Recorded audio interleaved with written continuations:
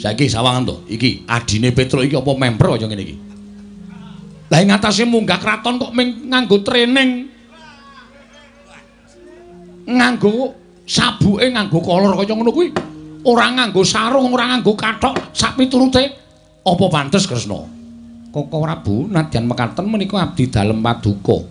Mbok menawi wonten bab ingkang kirang prayogi tumanduk dhateng Panakawan Bagong. Mekasan kados mekaten kawontenanipun Bagong. Nun. Kok ora nganggo klambi, ora nganggo sandangan kaya kakangmu? Teles e. Teles piye? Karena nggih nganu kudanan terus kula pepe. Lah niki wae dijakali Petruk terus langsung budal. Antene nggih ngenten iki karang wong ora duwe sinuwun mboten napa-napa.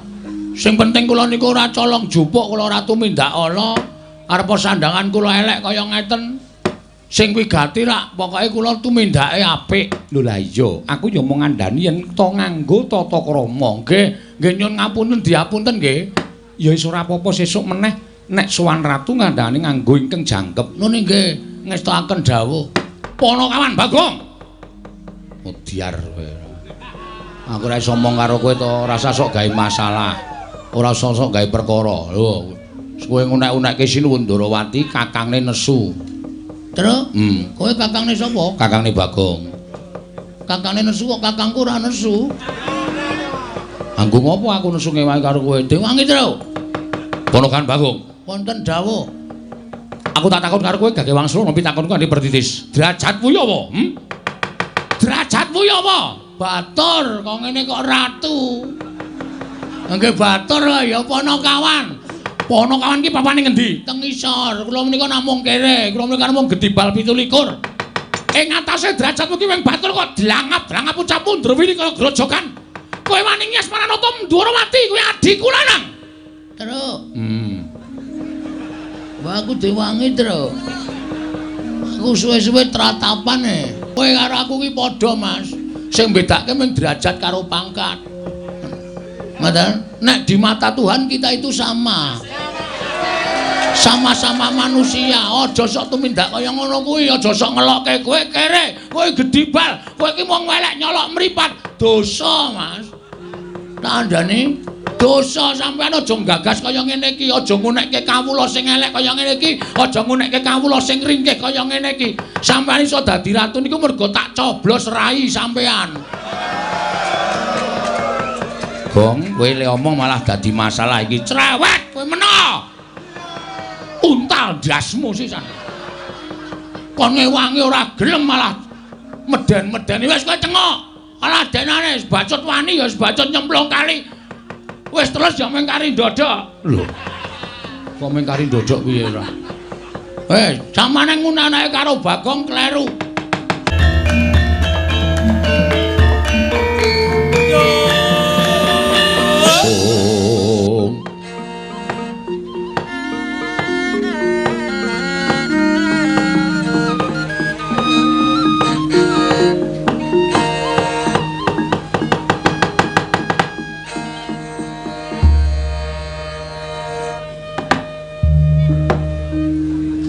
Mangagung mugi ngayomana marang Mrajeng Amarta sak isinipun.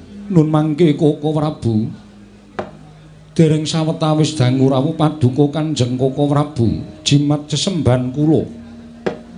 Koko Prabu pangayoman kula ing Madyapada prapting delahan. Koko Prabu Ndrawati sarawuh paduka ingkang rayi ngaturaken pasegan panakrami kunjuk sandhapada paduka. Kanjeng Koko Prabu jimat sesemban kula. Koko Prabu pangayoman kula ing Dwaraka. Koko Prabu Sri Bathara Kresna. Ya jagat mangistung para wayah Bathara jagat. Nun inggih, Yayi. Sakalangkung bombong raos sing manahipun ing Ngraka ing Ndrawati. Dupik tula tampi timbalan Paduka Yayi Prabu ing Amarta. Asung paseganipun Paduka Yayi sampun kula tampi akarya bombong raos sing manah. Namung kemarenga kula ngaturaken pudya pangestawanipun ing Ngraka kunjuk ngersa Paduka Yayi Prabu. Kula pundi Cundaka Panglingga Murda. Amawahana kabagyaning gesang kula mboten langkung kaskecakna anggen jeng ngandika lenggah. Koko Prabu Ndrawati kawula nun Yayi. Sampun boten kirang prayogi pisawanipun ingkang Raka Indrawati dinten sakmangke menika wonten Praja Ngamarta. Yai Prabu Darma Aji. Miwah Koko Prabu Baladewa. Sarawuh paduka Kanjeng Koko Prabu. Ingkang rayi ngaturaken karaharjan tedhak paduka wonten Praja Ngamarta Koko Prabu Baladewa ing Mandura. Jagat wasisaning Bathara Wayapura jagat Pathik Indra Jaladewaku. Yai. Tansah pinayunganing kawidadan niring sambi kula sowanipun ing Raka ing Mandura. Tansah pinayunganing kawidadan niring sambi kula durga mendhak kala sirna. Mboten mangke alangan setunggal menapa sowan kula wonten Praja Ngamarta dinten sakmangke menika namung keparenga ingkang Raka ing Mandura ngaturaken salam taklimipun ingkang Raka kunjuk ngersa paduka Yai Prabu kadang kula ing Ngamarta. Yai Prabu Darma Kusuma. Kula pundi nggo jimat paribih dayanana ingkang santosan. Mboten langkung kaskecakna anggen jengan dika lenggah Koko Prabu Mandura. Kawula non Yai sampun boten kirang prayogi. Pisawanipun ingkang Raka ing Mandura dinten sakmangke menika wonten Praja Ngamarta. Yai Prabu Darma Kusuma. Wah. Kresna kakangku. Aku ngaturke sembahku katura Kresna kakangku. Dimas kadangipun Kakang Werkudara ya. Siadi atur bekti karepun Kakang wis ndak tampa. Akarya bombong penggalipun Kakang ora liwat pangestunipun Kakang Tampanana Werkudara.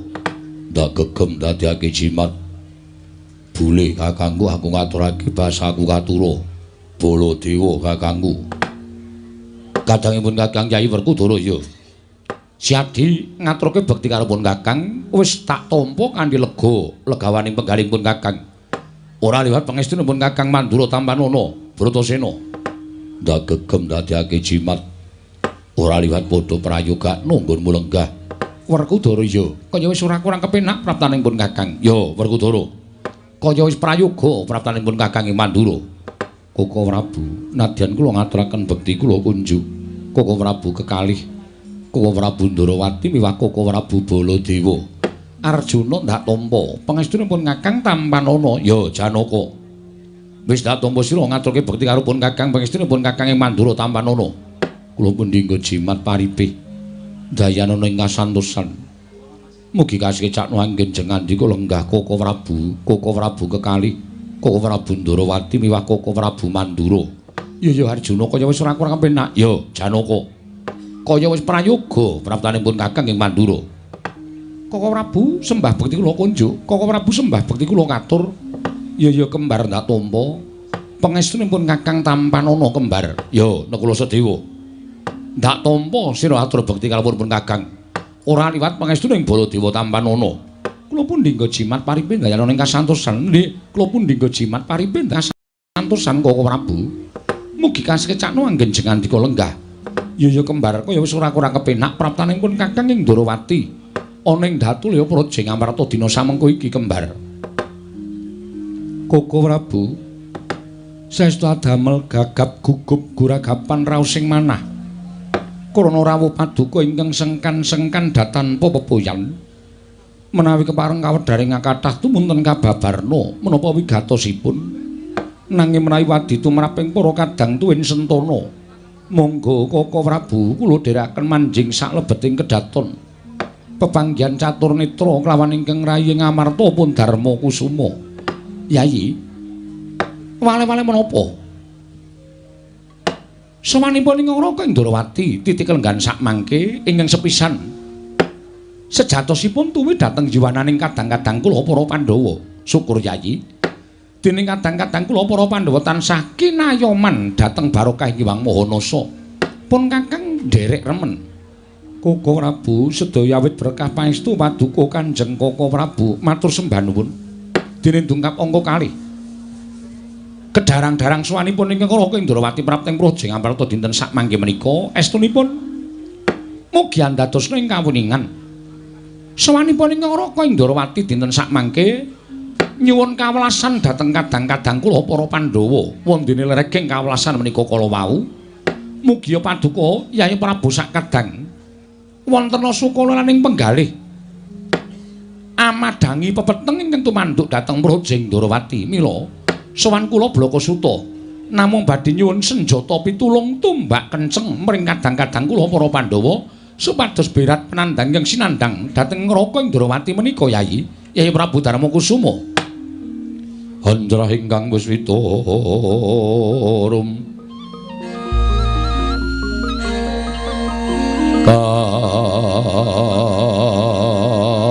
kasilring samirana mrih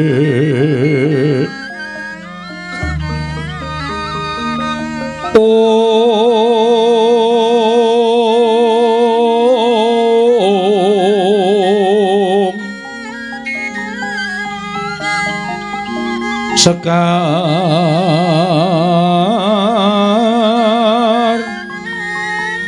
kadung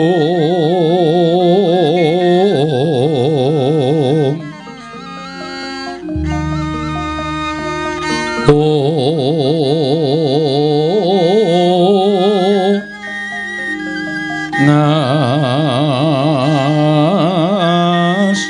kandanya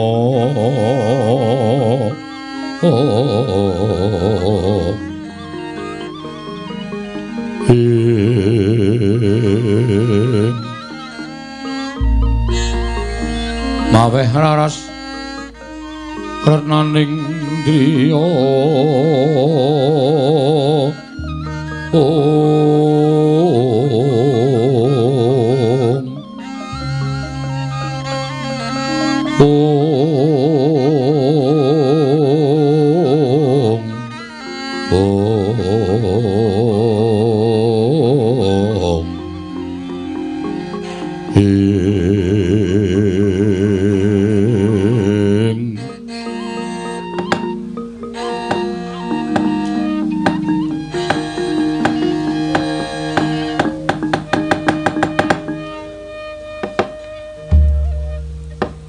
sewu-sewu kalepatanipun ngrayi tadah wadana Kaka Prabu ngantos kejut raosing manah kula dene paduka paring dawuh rawuh paduka wonten Projeng Amarta nyuwun senjata pitulung dhateng para Pandhawa ngemuti bilih paduka menika pengayomaning para Pandhawa paduka menika pujangganing para Pandhawa bebasan Pandhawa menika ngendika seklimah tindak sepecak mboten ati kantun tansah tetarusan lan paduka Kanjeng Kaka Prabu nanging sabab menapa dene sakmangke paduka paring dawuh bilih rawuh paduka namung badhe nyuwun senjata pitulung dhateng para Pandhawa kula nuwun sewu Kaka Prabu mengku raos ingkang kados pundi dene paduka paring dawuh ing mekaten Kaka Prabu Yayi wonten timbalan ale-ale menapa estunipun sampun nuda kawis tigang candra etang kelengan dinta samangke menika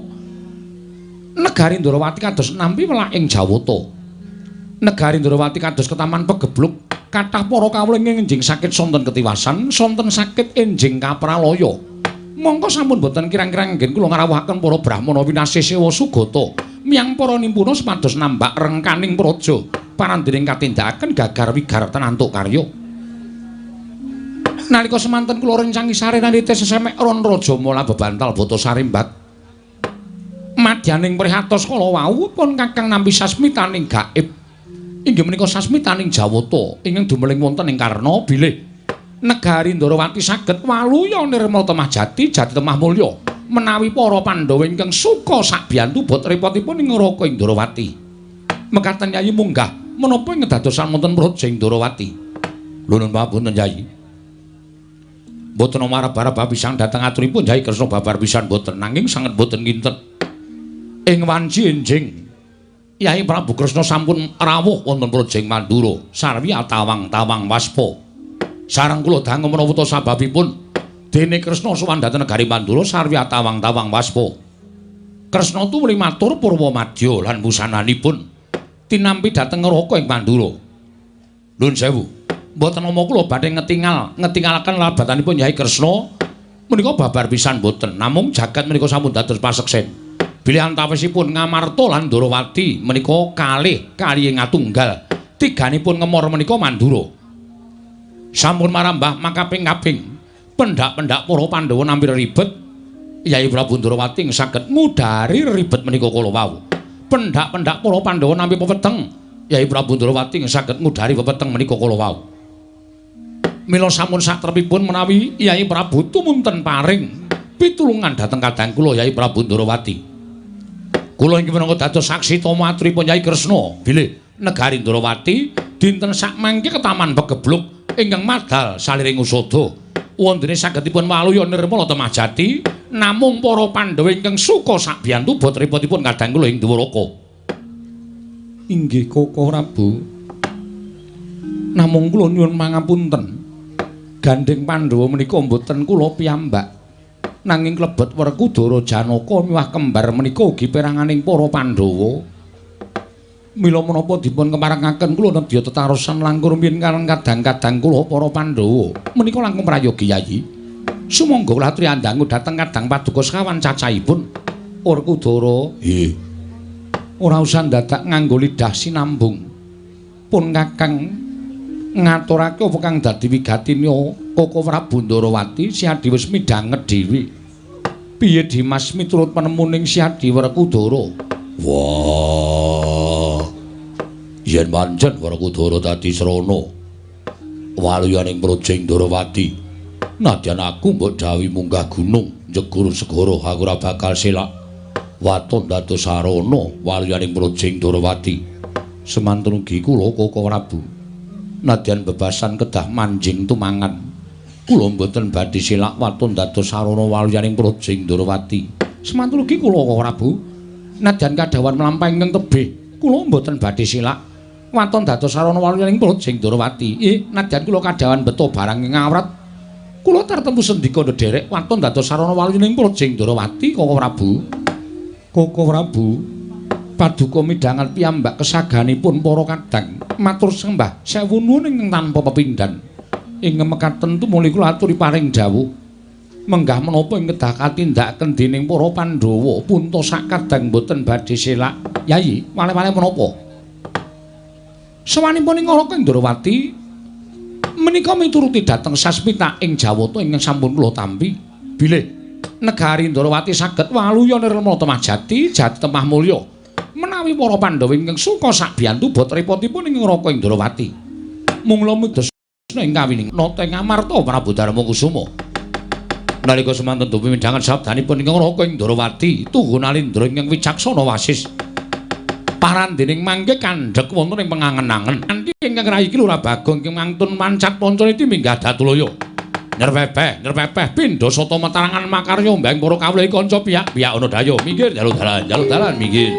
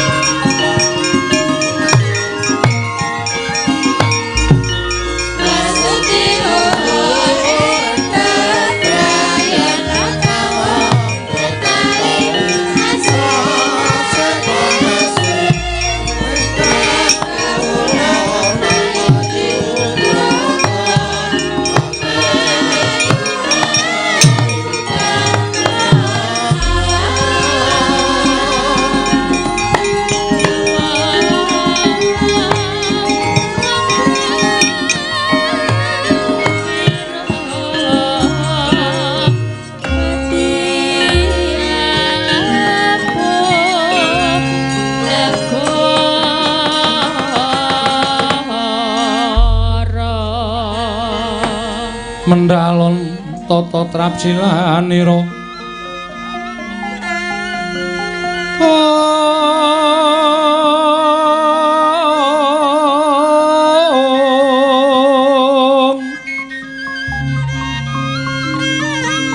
ngajomaken astanira kalih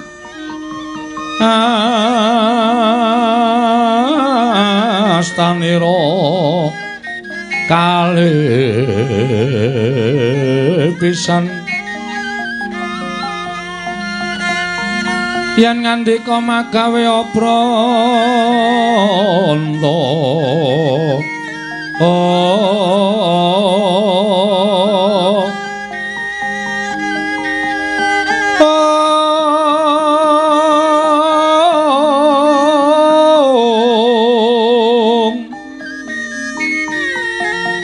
yen ngandika magawe obranta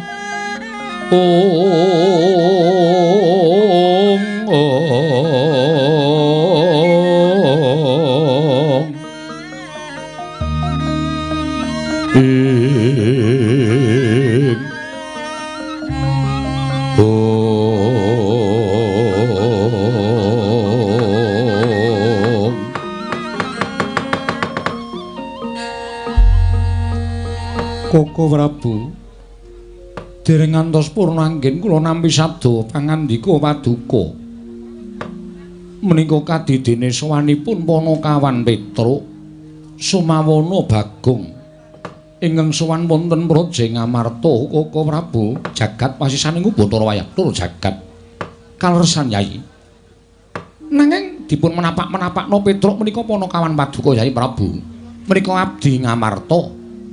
Mbok menawi Petruk wonten wigatos anggenipun sowan ngabiyantara ngersa paduka Yai Prabu tumuli timbalana sowanipun Petruk Koko Prabu kasinggihan mekaten mboten kinten babar pisan bilih Petruk sowan wonten negari Ngamarta menika sajaipun ngemu wigatos Koko Prabu nggih Petruk sowan wonten negari Ngamarta Panakawan Petruk lha iya pun Kakang ya wis weruh yen Petruk wae genep tata kramane ngandhake ento Petruk kuwi abdi negara Ngamarta ingkang ora tinggal marang unggah-ungguh lan tata krama.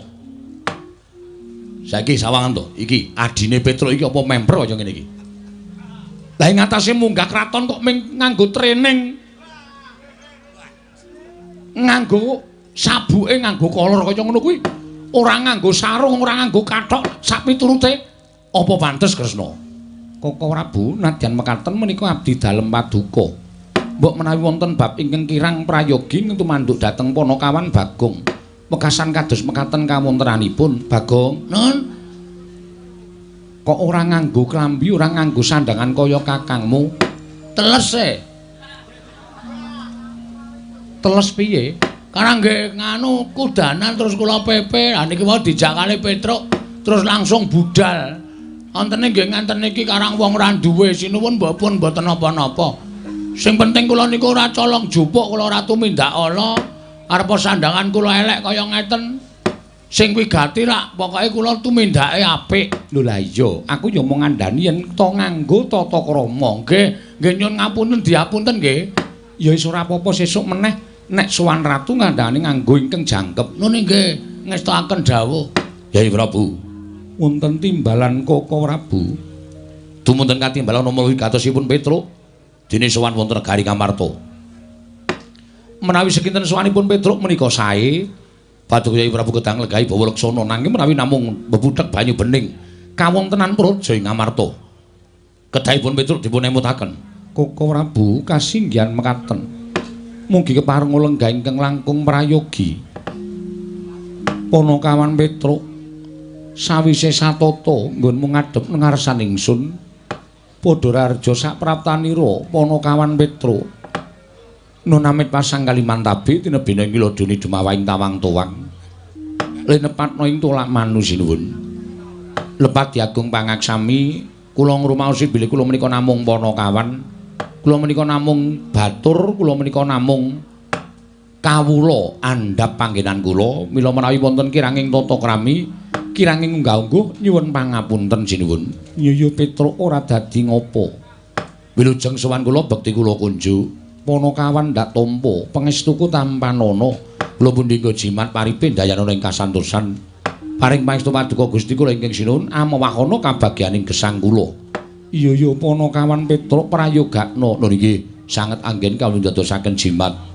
Ponokawan Bagong Padarareja sapraptamu. Pangestunipun sinuwun Prabu Darma Kusuma wilujeng bekti kula kunjuk sinuwun. Iya Bagong ndak tampa. Pangestuku tampanana Ponokawan Bagong kula pundi nggo jimat paripe dayana ing kasantosan paring pangestu paduka amawahana kabagyaning gesang kula. Iya Bagong prayogakna. Nun inggih sampun boten kirang prayogi pisuwan kula. Petruk Kantong Bolong Padarareja sapraptamu. Sinuwun Darawati wilujeng bekti kula kunjuk. Pangestuku tampanana Petruk. Nun inggih kula pundi nggo jimat paripe Ponokawan Bagong Padarareja. Sinuwun Darawati wilujeng bekti kula kunjuk nggih Den. Iya Bagong. Pangestuku tampanana Ponokawan kula pundi nggo jimat paripe dayana ing kasantosan. Ponokawan Petruk Padarareja sapraptamu. Pangestunipun Ndara Baladewa wilujeng bekti kula kunjuk. Yo tak tampa pangestuku tampanana. Bagong Padarareja sapraptamu. Pangestunipun Ndara Baladewa wilujeng bekti kula kunjuk. Yo prayogakna. Nun inggih sampun boten kirang prayogi. Petruk, dalem Den, slamet tekamu. Wilujeng bekti kula kunjuk. Yo pangestuku tampanana. Nun inggih Bagong, dalem Den, slamet tekamu. Pangestunipun wilujeng prayogakna. Nun inggih sampun boten kirang prayogi Ndara. Ponokawan Petruk Bagong Padarareja. Ndara Janaka wilujeng bekti kula kunjuk. Ndara Janaka wilujeng bekti kula kunjuk. Iya Ponokawan prayogakna. Ponokawan Petruk lan Bagong Padarareja. Ndara kembar wilujeng Den bekti kula kunjuk. Ndara kembar wilujeng Den bekti kula kunjuk. Iya tak tampa prayogakna Ponokawan. Sampun boten kirang prayogi pisuwanipun ngabdipun Petruk. Petruk Kantong Bolong wonten dawuh sinuwun. Monogagi matura. Sowan moning Praja Ngamarta iki saka karepmu dhewe apa pancen diutus dening bapakmu Semar? Yen pancen diutus dening bapakmu Semar, apa wigatine? Yen pancen saka karepmu dhewe, duwe perlu apa Petruk dene sowan ana ngersaning bendara? Sampun marangaken matur sinuwun. Ya wis ndak keparengake. Matur sembah nuwun. Namung saderengipun kula matur kepareng kula ngaturaken tebah Siti Sekul binunteling ngron klapa. Apuren ta mbok bilih wonten lepat kula anggen kula munjuk atur sa paduka Sang Nata. Menawi wonten cewek ing ngatur diagung pangaksami jer kula menika namung Ponokawan, kula menika namung batur. Kula menika namung kawula. Mila menawi wonten duna dungkap kiranging tata krami Subasita langunggah-ungguh kula nyuwun pangaksami. Ora dadi ngopo Ponokawan. Mono diage matura Petruk, matur sembah nuwun. Estunipun ngaten sinuwun, sowan kula menika mboten saking kajengan kula piyambak, namung kula menika dapur dipun utus dening Bapak Semar. Lan mugi andadosna ing kawuningan sampun wonten kinten-kinten setunggal candra menika bapak niku kaya wong masuk angin ning waras. Kaya wong waras ning nek kula sawang kok kaya wong lara. Lire kepiye Petruk? Saben dinten niku ming mogok-mogok teng ngajeng griya, mboten mubah, mboten musik. Monggo pendak ditakoni ora tau wangsulan. Dedaharan sing diaturake ibu ngersaning bapak ora tau didhahar, unjukan ora tau diunjuk. Bapak niku nek kula sawang kaya nelongso atine. Mula suwe-suwe kula kalih Gareng kalih Bagong tumuli sowan ngersaning bapak. Nanjeke apa ta wigatine? Kula matur ngersanipun bapak, Pak, eneng apa? Nek bapak kuwi duwe pepinginan, nek bapak kuwi duwe kekarepan, saiki bapak paringa pangandikan karo anak-anak. Merga sing jeneng wong urip ning alam padang ki cakra manggilingan. Biyen aku karo Gareng karo Bagong tok gula wentah. Ning bareng saiki anak wis padha mentas, anak kuwi duwe kewajiban mituruti kekarepaning wong tuwa. Ngoten niku. Barang kula matur kaya ngoten niku bapak terus alon-alon niku gelem paring pangandikan. Iya Petruk, nggih. Krekel-krekel alon-alon terus paring pangandikan kali kula kali Bagong. Ngene le. Jane aku meneng wae iki ora kok perkara aku mikir kahananku dhewe ora. Luwih-luwih aku mikir kulawargaku, mikir-mikir anak-anakku ora. Wong anak-anakku ya wis mentas kabeh. Ning kowe ngerti, nuwun sewu lho kula menika ngoko merga kula nirokke suwantene bapak. Iya Petruk ora dadi ngopo. Ning kowe ngerti Semar urip ana ing alam padang kuwi merga aku gelem didapuk dadi menungsa. Nek aku biyen gelem dadi dewa, mestine uripku ora kaya ngene iki ning gandeng aku ki gandrung karo katentreman, gandrung karo kerukunan. Mula tinimbane aku dadi dewa ning Suralaya luwung aku dadi titah minangka pamomong duwe kewajiban momong para satriya ing ngateteken ati suci pepayung budi rahayu. Iya Panakawan. Aku momong mbahne Pandhawa wiwit Prabu Sentanu Begawan Palasara kuwi tak mong kabeh. Ning aku rumangsa seneng momong sing gawe tentrem atiku ning sing gawe kabagyaning uripku nalika aku momong marang para Pandhawa. Sebab Pandhawa ki pepethinganing para titah, pepethinganing para satriya sing ngateteken ati suci pepayung budi rahayu. Nggonku momong para Pandhawa tak ati-ati wiwit kuncung nganti gelung, wiwit jabang nganti craprang supaya besok Pandhawa ki dewasane dadi mustikaning para satriya. Dilalah kok kelakon. Ngamarta sing dilenggahin para Pandhawa kuwi mujudake negara ingkang adil makmur warata tias bagya mulya gemah ripah loh jinawi karta tata turaharja kawula uripe padha ayem tentrem matsinamatan daya dinayan tunggal cipta rasa karsa lan karyane. Mula ngamarta jaman semana kondhang negara ingkang panjang punjung kalukengrat ing bab apa-apane mesti kabeh padha meri marang negara Ngamarta. Iya Panakawan. Ning kok saiki ora kaya ngene ya, Truk. Kula terus matur, "Lah pripun, Pak? Ngamarta iki kok adoh sungsate karo biyen. Biyen kondhang negara kebak katentreman, biyen kondhang negara kebak karukunan, ning saiki tontonen kawula Ngamarta sithik mboko sithik padha tetel kapercayane marang hukum, padha tetel kapercayane marang Ratu Gustine, wekasan akeh kawula ingkang padha nggudel bingung numbuk bentus nggugu sakarepe dhewe." Sawangan kabar sumebar ngendi-ngendi regejegan, ngendi-ngendi padha bentak sirah, malah ngendi-endi ana paten pinaten mung perkara bab ingkang sepele, mentara karo sanak kadange, mentara karo mitra karuwe, luwih-luwih mentara karo sedulure. Kanan sing kaya ngene iki kok aku miris, Truk. Nek kanan kaya ngene iki tak nengke wae, Ngamarta kuwi ora nganti sak siliring bawang, sak umuring jagung, sak uruping damar, mesti negara Ngamarta bakal rubuh remuk bubuk dadi rempon. Mergane apa? Kawulane wis rumangsa ora tentrem. Lah apa to sebabe kawulane kok rumangsa ora tentrem?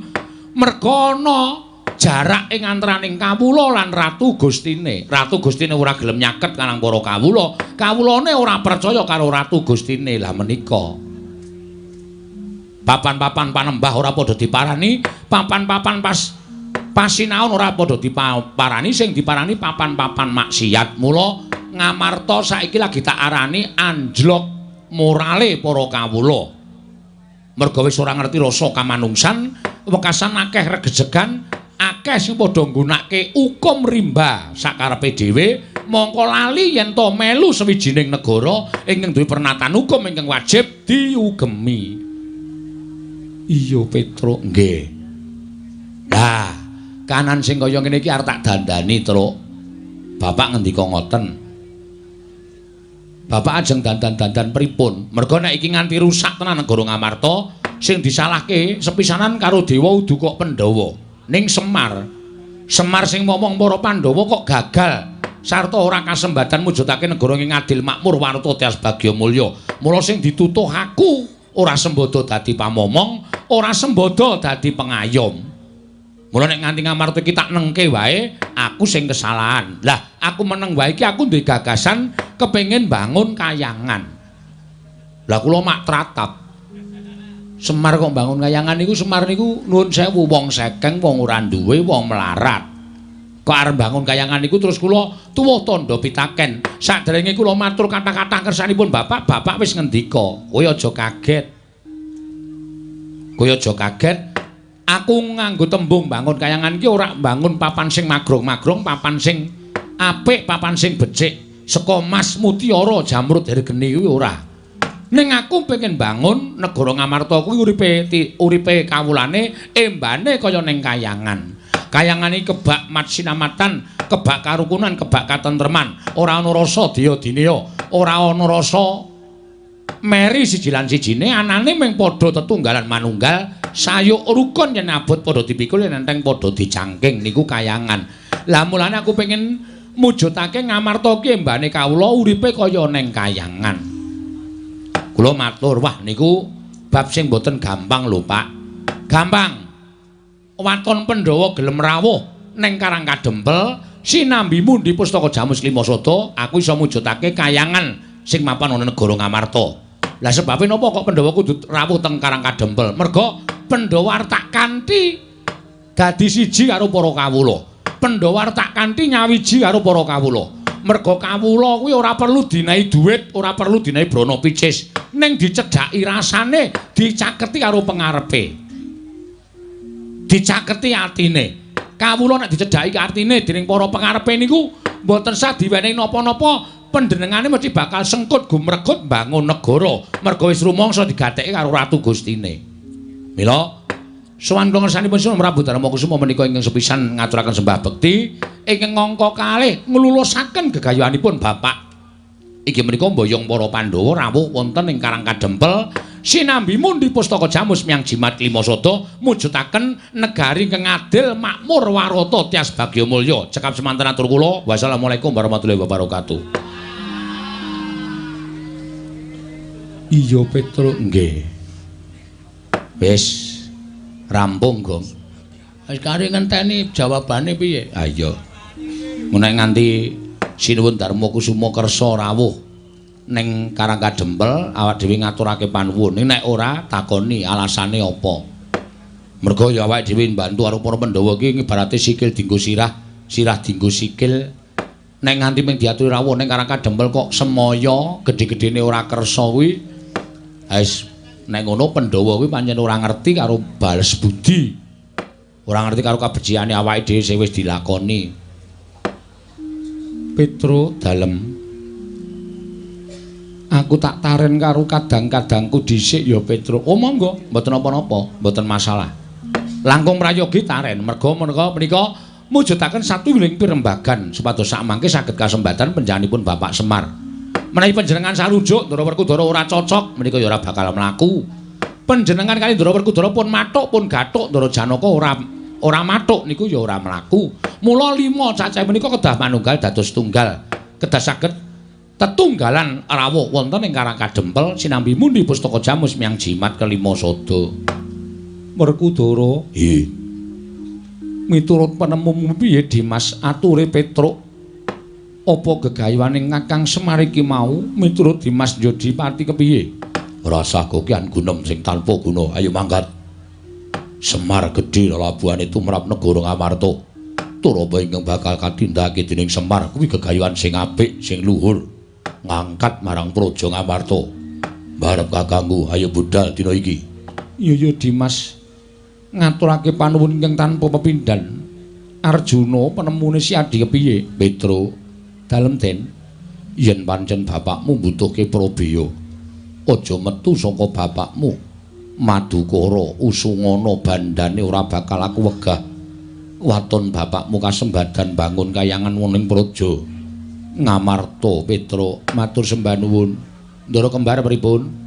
Petro, aku ya sarujuk. Petro, yen isih kurang Prabeya, yen perlu kasatriyanku digadhekke dhisik ora apa-apa. Sing wigati mengko bapakmu kelakon penjangkane. Wah, matur sembah nuwun tanpa pepindhan. Ndara Werkudara sarujuk, Ndara Janaka mathuk, Ndara kembar wis cocok. Monggo sinuwun. Samangke kula aturi paring dawuh.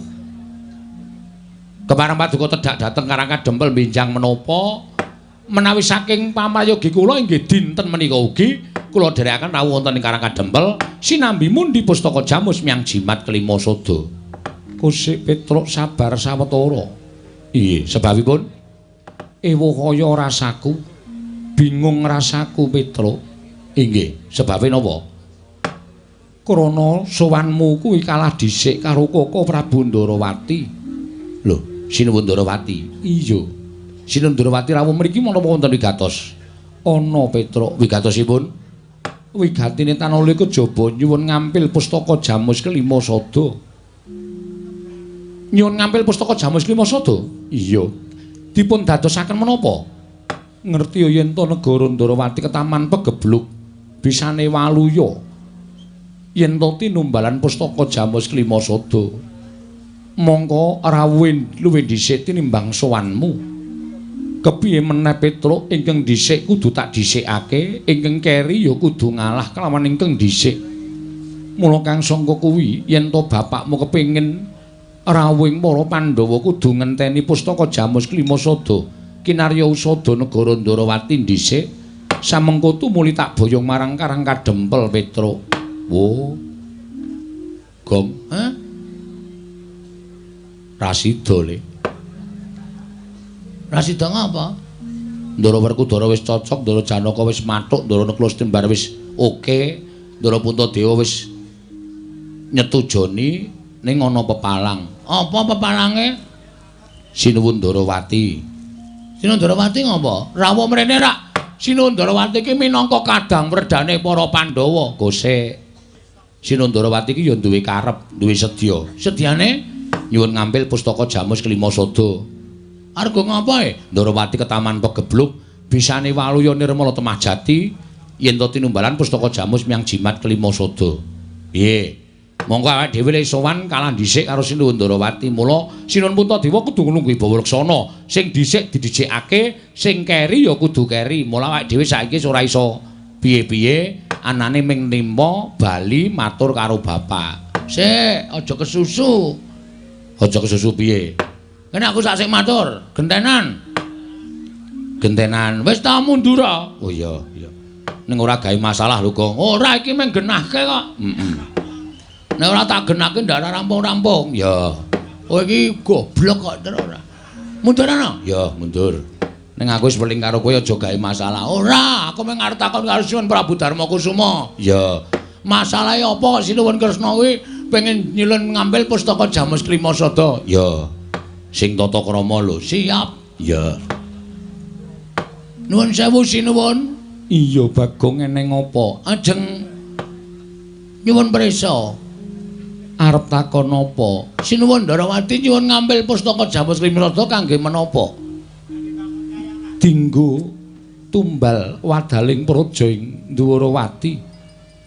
Ingkang wigati bakal kinarya tumbal wadaling praja Bagong. Nuwun sewu. Kok nggo tumbal Ndarawati kenging napa? Kena pagebluk. Akeh kawula ingkang esuk lara sore mati, sore lara esuk ketiwasan Bagong. Pun kula tampa pangendika sampeyan. Ning niki kula entuk ngrembug perkara Sinuwun Ndarawati napa mboten? Ya wis sak karepmu Panakawan. Nek entuk ajeng kula jelaske. Ning nek mboten napa-napa, kula nyuwun palilahipun Sinuwun Prabu Darmakusuma. Jalaran panjenengan menika nuwun sewu Nalendra negari Ngamarta ingkang jenang wenang jenange bor dhateng kawontenan Datulaya. Sira arep matur apa, Bagong? Namung atur keterangan. Iya, matur keterangan sing kepiye? Nuwun sewu nggih. Pegebluk utawa welaking Jawata. Niku nuwun sewu, niku diparingke sing gawe urip dhateng papan sing pancen menungsane niku ora iso dikandhani.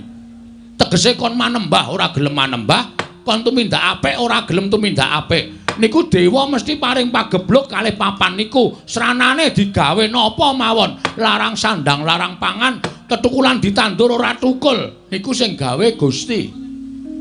Iya. Nah, sakniki kula aturi metung Sinuwun. Nalendra Lenggah Siniwaka menika nuwun sewu sampun ngantos gampil gugu dhateng aturipun sinten kemawon. Mboten mawas menapa menika pepunden, mboten mawas menapa menika Nayaka lan Punggawa, kudu dipetung nganggo nalar sing ganep. Lire piye, Bagong? Saniki kula tak takon. Ngastina niku sing dadi Ratu Prabu Duryudana. Sak urawane teng mriku enten Sengkuni, teng mriku enten Durna. Niku menungsa pendak dina do gawe dosa. Iya. Ning rak kok ora ketaman pegebluk. Kok ayem-ayem mawon, kok tentrem-tentrem mawon. Terus saniki kula tak nyuwun pirsa karo sampeyan. Negara sing ratune titis dewa niku negari pundi? Negara Ndarawati. Betul. Negara sing ratune Titis Dewa niku negara Ndarawati. Iya, Panakawan Bagong. Titising Sang Hyang Bathara Wisnu. Saiki negara sing ratune ratu lumrah, ora Titis Dewa, ora Ketaman Pegebluk. Kok negara sing ketunggon ratu Titis Dewa kok Ketaman Pegebluk niku nuwun sewu. Napa ketemu nalar? Apa ketemu ngakal? Monggo sing dadi ratu Titis Dewa lho. Lah niki, enten niki panjenengan niku aja gampang percaya. Ratu niku nek gampang percaya morat-marit negarane. Ratu niku nek ora nggunakake paningal batin, ming paningal lair tok, morat-marit negarane. Saniki ketemune ngeten mawon. Ketemune piye Bagong? Nuwun sewu. Jaman sak mangke menika aja percaya karo wong sing paling cedhak kali panjenengan, aja percaya karo kanca sampeyan, nuwun sewu rencang sampeyan. Merga ana tetembungan kedung jero iso dijajaki ning atine menungsa sapa sing ngerti. Niki akeh sing kanca tegel karo kanca, sedulur tegel karo sedulure dhewe merga mung kepengin kedurungan derajat pangkat, merga mung kepengin kedurungan bondo donya. Niku lho, Den. Mula panjenengan kudu menggali babakan perkara niku. Nuwun sewu saniki pertanyaannya, ya nek iki Kresna tenan, nek udu ayo. Nek udu Kresna, terus pustaka Jamus Klimasada digawa nata Ndarawati, digawa teng negara Ndarawati. Dienggo tumbal niku apik-apike mung dipendhem. Monggo dipendhem niku ora bakal bali meneh. Monggo pustaka Jamus Klimasada menika panggesanganipun para Pandhawa. Menika panggesanganipun para kawula sak negara Ngamarta. Nek nganti Pandhawa koncatan pustaka Jamus Klimasada, wong sing ora seneng karo para Pandhawa, arep gawe kampitunaning Pandhawa, arep gawe cilakaning Pandhawa, niku bebasan angel mijet wae ngranti suwe banyu sinaring. Monggo pusaka wis kebaca dadekke tumbal. Sampeyan wis ora duwe pusaka Jamus Klimasada, wong sing ora seneng karo Pandhawa, gawe cilakaning Pandhawa gampang. Goleki Kresna sing gawa wis ora ana, merga nuwun sewu niki mung gaweane wong. Napa sampean mboten percaya, mboten cilaka? Iya, Bagong. Nggih, mula nuwun sewu lho, kula ora arep obong-obong siji lan sijine. Ning niki benerke kahanan supaya kabeh menika iso kelakon ora ana sing dirugekke ngoten. Ning nek Semar niku karepe Pandhawa rawuh 5 cacahe teng Karang Kadempel. Ora ndek niat napa-napa. Pandhawa ora pisah karo pustaka Jamus Klimasada. Lah tegese Semar niku pancen ngerti nek pustaka Jamus Klimasada niku ora bakal pisah karo para Pandhawa. Ning nek pusaka mangparingke Sinuwun Ndarawati menggo tumbal wis ta, yakin ora mulih pusaka. Niku yakin kula mboten ajeng aja-aja ora bakal bali teng tanganing para Pandhawa. Pandhawa kelangan pustaka Jamus Klimasada. Nah, wong sing ora seneng karo para Pandhawa, gawe cilakaning Pandhawa, angel mijet wae ngranti suwe banyu sinaring. Saniki ngeten sinuwun. Niku terserah sampeyan. Ajeng mangparingke Sinuwun Ndarawati napa kula kalih Petruk niku monggo. Ning kula suwun kula cek nyekeli aturipun Bagong. Kula aturi gatosaken aturipun Bagong. Mang petang-petang teng penggalih panjenengan. Bener sapa? Ngoten.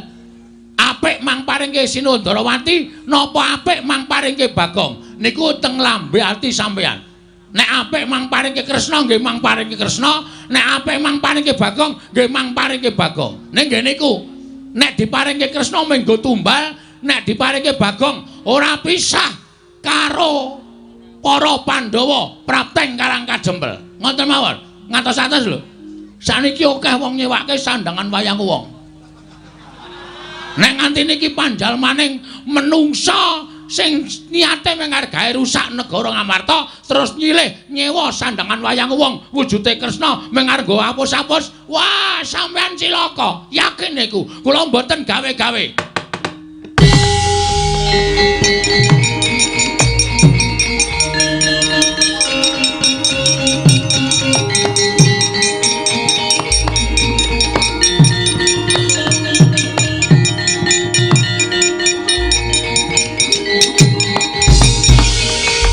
Maring jajalan Sukertaning bawara iblis lanat. Bagong. Panakawan Bagong.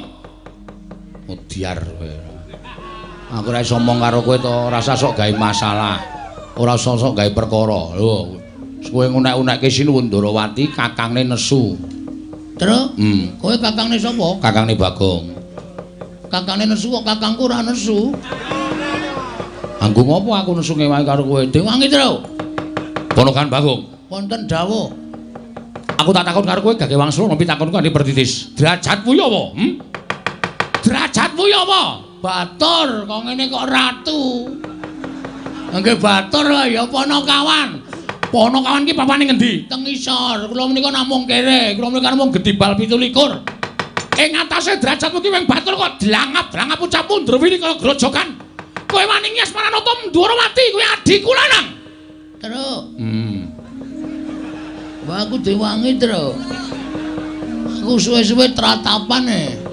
Terus wae wangsulan ora apa-apa. Nuwun sewu, kula niku mboten ajeng wantun, kula niku mung nglereske. Kula niku mung benerke, ning cocok mboten. Nek pustaka Jamus Lima Sada niku ajeng dibeta teng Ndarawati nggo tumbal niku mung dipendhem. Nggih to? Monggo nek dipendhem niku ora bali. Kula ngemutke Sinuwun Prabu Darmakusuma aja nganti gampang maringake pustaka Jamus Lima Sada. Napa kula ngenten iki salah? Salah. Salah kula nggih napa? Kowe salah ora nyawang karo derajatmu. Nuwun sewu, Mas. Saniki kula tak takon, sampeyan iku titahe sapa? Titahe sing gawe urip. Kula ya titahe sing gawe urip. Kowe karo aku ki padha, Mas. Sing bedake mung derajat karo pangkat. Ngoten? Nek di mata Tuhan kita itu sama. Sama-sama manusia. Aja sok tumindak kaya ngono kuwi, aja sok ngelokke kowe kere, kowe Gedibal, kowe ki mung welek nyolok mripat. Dosa, Mas. Tandane dosa sampeyan aja gagas kaya ngene iki, aja ngunekke kawula sing elek kaya ngene iki, aja ngunekke kawula sing ringkih kaya ngene iki. Sampeyan iso dadi ratu niku mergo tak coblos rai sampeyan. Gong, kowe le omong malah dadi masalah iki. Cerewet kowe mena. Untal dasmu sisan. Kon ngewangi ora gelem malah meden-medeni wis kowe cengok. Alah denane bacot wani ya bacot nyemplung kali. Wis terus ya mung kari ndodok. Lho. Kok mung kari ndodok piye ora? Samane ngunanake karo Bagong kleru. Napa kula kluput? Kula ngemutke ratu Gusti kula. Napa kula kleru? Kula ngemutke ratu Gusti kula. Prabu Puntadewa niku ratu Gusti kula. Nek ratu Gusti kula enten napa-napa nganti cilik lara gedhe mboten wonten terus sing mbayari kula ben sasi sapa? Kula wajib ngemutke ratu Gusti kula sing kleru. Apa kaya ngene iki dianggep salah? Salah perkara derajat pangkat, derajate nggo endi, pangkate nggo endi? Kula tak takon karo sampean.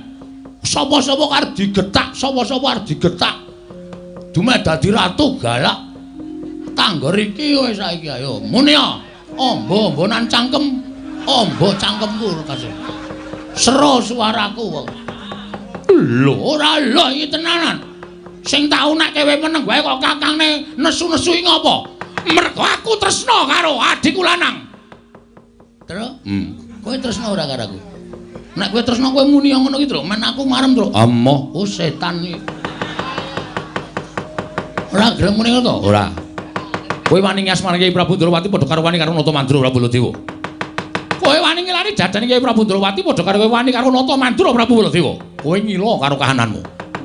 Ing ngatasi Semar arep bangun kayangan iki Semar ki derajate apa jiwa aku tak takon. Semar ki derajate apa? Aku tak takon kok wani bangun kayangan. Kowe ora gagas to, kowe iki ora ngerti sejarah iki, Mas. Lho, kowe ora basa karo aku, tak basanono wong sampean wis ora ngajeni karo aku.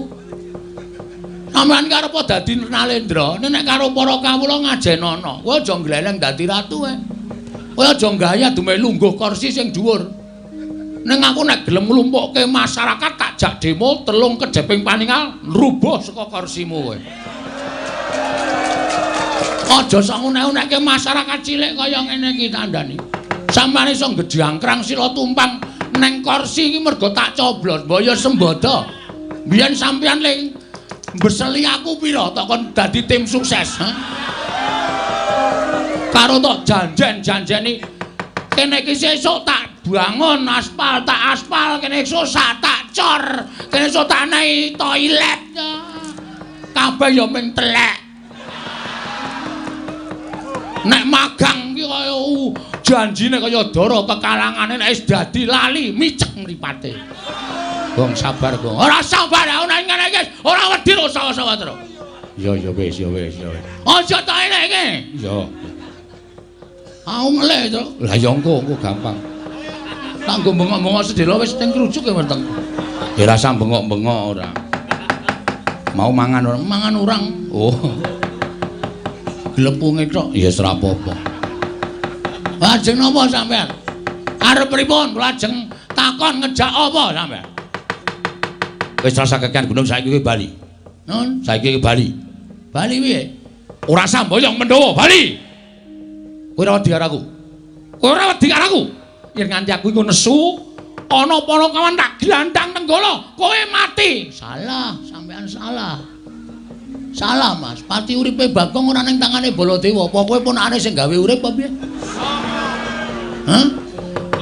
Mulane aku nang ndi-ndi iki ora tau klamben, mergo aku wong ora tau wedi mati. Mati uripe manungsa iki ora gumantung karo kahanan apa wae, ning gumantung karo sing gawe urip. Arepa sampeyan duwe nenggala, arepa sampeyan membanggakan bahwa apa Gong? Bahwa nenggala niku ampuh niku ora tumrap sampeyan. Ning ampuh ing pusaka, ampuh ing ngaji-aji menika nek diridhoi karo Allah Subhanahu wa taala. Nek Gusti ora ngeparengake pusakamu ki ampuh, mbok tok tamake apa-apa ora bakal ampuh. Ngono? Ya jalo piye tokno nek ora percaya. Nek iso mlebu nang wetenge Bagong berarti aku dipesthekke mati saka tangane Prabu Baladewa.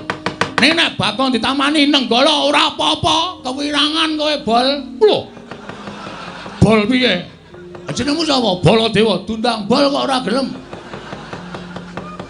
Apa kon ngundang boyok ngono? Dhuwure bol jengkulmu ora. Cangkeme ora. Wah.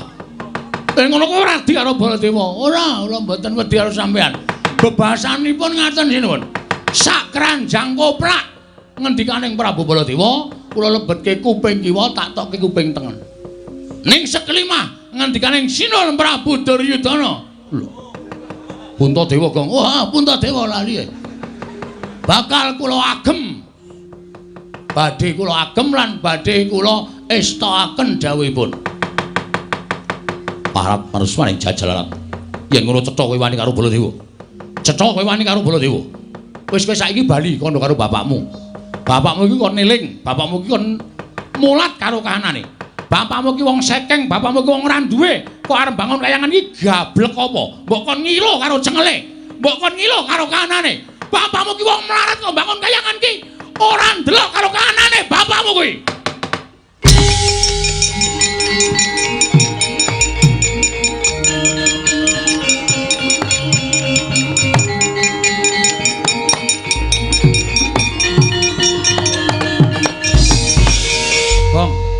Nganggo sopan le.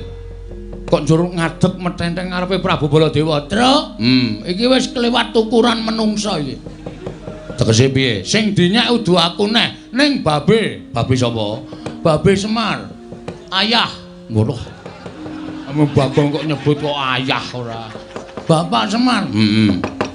Bapak ki wong sing paling tak hormati, Truk. Piyai sapa ngendikake bapak ki tangan tengene sing gawe urip.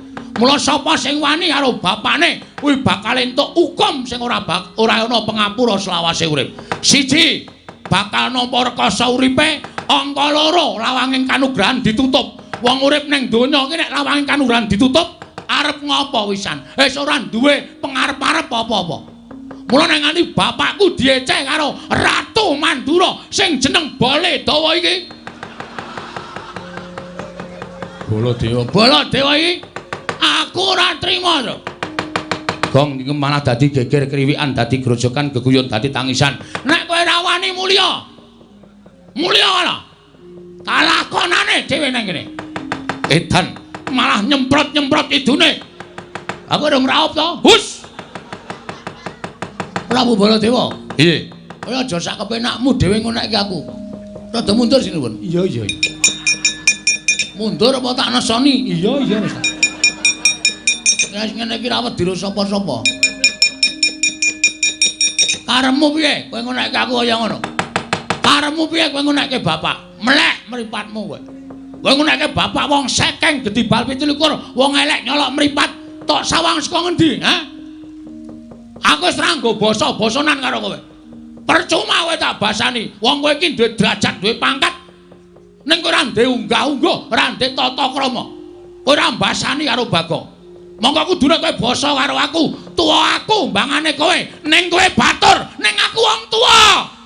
Gong. Ben pokoke kudu tak luwih sero pokoke. Ana sero volumenku tak gedhekke. Terus saiki kowe ngecek karo bapak wong sekeng. Tak tonton saka ngendi aku tak takon. Kowe takon wong semene iki sing do kerep ndelok wayang. Kowe ngerti nek bapak iki ora wong kene, bapak iki dewa. Sang Hyang Ismanta ya, Tru. Ismaya, ha? Ismaya. Ismanta apa Ismaya? Ismaya. Oh ya Ismanta tukang cukur. Ha iya. Sang Hyang Ismaya kuwi kakangne Bathara Guru. Apa ta sambabe bapak kok medun ning jagat? Sebabe apa, Tru? Ambo. Mugi ora donge kok dane nerangke ora. Mergo bapak ki gandrung karo kerukunan lan katentreman. Bapak gandrung karo keayeman. Bapak gandrung karo kerukunan ana ing jagat moh dadi dewa. Bapak ki nek gelem dadi dewa kae ning kayangan paling dhuwur. Kae bintange 3. Saiki kowe kok iso nguneke bapak ki wong kere. Saiki tak takon, asalmu saka ngendi to, Mas? Ha? Kowe saka negara Mandura. Ning kowe mbiyen ki disingitke ning Widara Kandang, diakoke anak Demang. Kowe mbiyen jaman nom-nomane mikul garu, mikul ruku, golek ramban, golek suket. Nggo makani wedhusmu ning Widara Kandang. Barang saiki kowe dadi ratu kok glelengmu minta ampun to, Bol. Mbaya sadar diri. Kowe asale saka desa. Wong iki aja ninggal karo lanjarane. Wong iki nek ninggal asal mula bukane duwe derajat ora suwe, duwe pangkat cepet tetel, duwe bondo donya asat saben dina. Lho tenan aku ora gara, ya, Tru? Heeh. Balik ngono. Saiki ngene, aku wis kesel nyuwara iki. Sirmu piye aku tak takon? Lho, sirmu piye? Karepmu apa? Aku manut. Aku kasar ya wani, alus ya wani, padangane wani, petengane apa meneh? Lho, nantang petengan. Wah, santet tenan kowe. Tak leboni linggis, tak leboni wesi, tak leboni paku, tak leboni saking wesi wetengmu. Genep setahun kowe buka toko besi. Oh disantet kok malah buka toko besi ra ya seneng malah ora. Ayo ngopo? Iblis. Ayo metu Jawa. Nek pancen wani karo Baladewa, diteter sepuro kekuatane Bagong. Oke, ora nang kene papane wong nate. Metu Jawa. Gelandang negara legane Adipati. Ayo, ayo.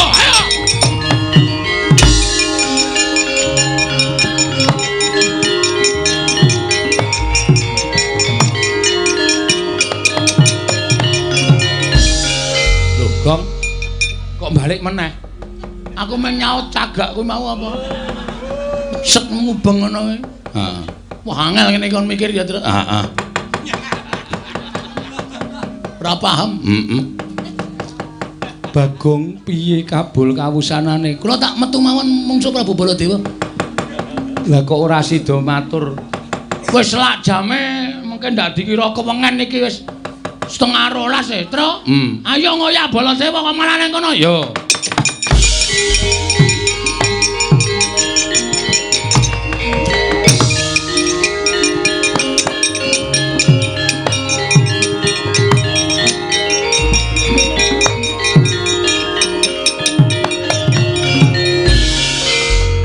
Prabu mboten nginten bilih kamontranipun praja Ngamarta tumunten kados mekaten Yayi.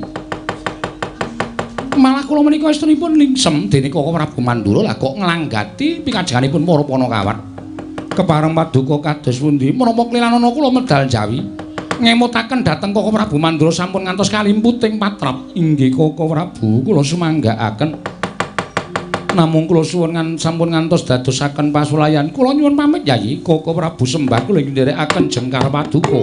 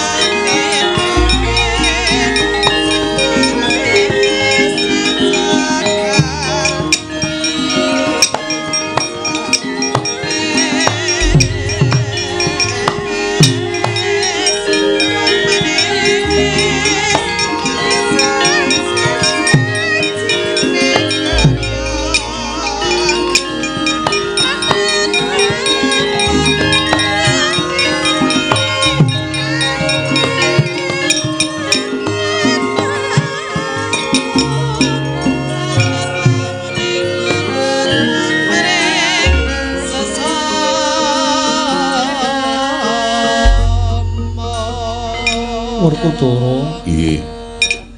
Pun Kakang ora kepengin yen to negara Ngamarta dadi pasulayan. Mula Dimas matur marang pun Kakang, sapa ingkang pantes nampa pustaka Jamus Myang Jimat kelima sada. Aku percaya marang kabijaksananing barep. Arep mbok paringake Kresna, kuwi ya kabijaksananmu. Mbok paringake Panakawan, kuwi ya luwih prayoga. Monggo. Aku percaya marang barep. Nanging saora-orane Dimas ndak suwun paring ngatur kelawan pun Kakang. Matura. Kudu penging katindakake supaya aja kongsi kleru nggone pun Kakang maringake pusaka. Barep kakangku. Werkudara piye? Gandeng iki mangsa kala wis ngancik bedhug tengange. Nglakonana panembah ing wanci bedhug. Sawise nglakoni panembah, wah, barep kakangku ndak suwun ngucapake asmaning Gusti marambah makaping-kaping nganti entuk wenenganing sing gawe jagat. Kadanging pun Kakang Dimas Werkudara pun Kakang ngaturake panuwun kanthi cara mengkono pun Kakang percaya lamun Gusti bakal paring pepadhang tumraping negara Ngamarta. Kula kinten menapa dipun ngendikaken Kakang Mas, kula rumaja lan kula mathuk Koko Prabu Arjuna kula wonten paring adhawu. Tatenan para wadyabala lan kawula aja nganti ing wedha kasempyok ing aradan. Werkudara, nggih. Siadi metu njaba. Tatenan para wadyabala aja nganti ning kengkena aradaning peperangan. Ya ngestake dawuh. Babar pisan budal kang padha seba ingsun kundur ngedaton. Kaya wis ora ana dawuh maneh Dimas Harya Werkudara. Purna gati ning pananggilan. Sanata sundur kedaton jelok cangking dampar kendara kenapit gambaran gading. Kadheranken sangganing Promban Cedi manggung ketanggung Joko Paloro. Ingkang samya ngambil upacaraning keprabon. Kawis tinggal saking Mandra tindaknya Sri Naranata. Lamun katinon saking Mandra kaya jejengkaran tindaknya Sri Naranata wau. Paripurna sang nata arsani kundur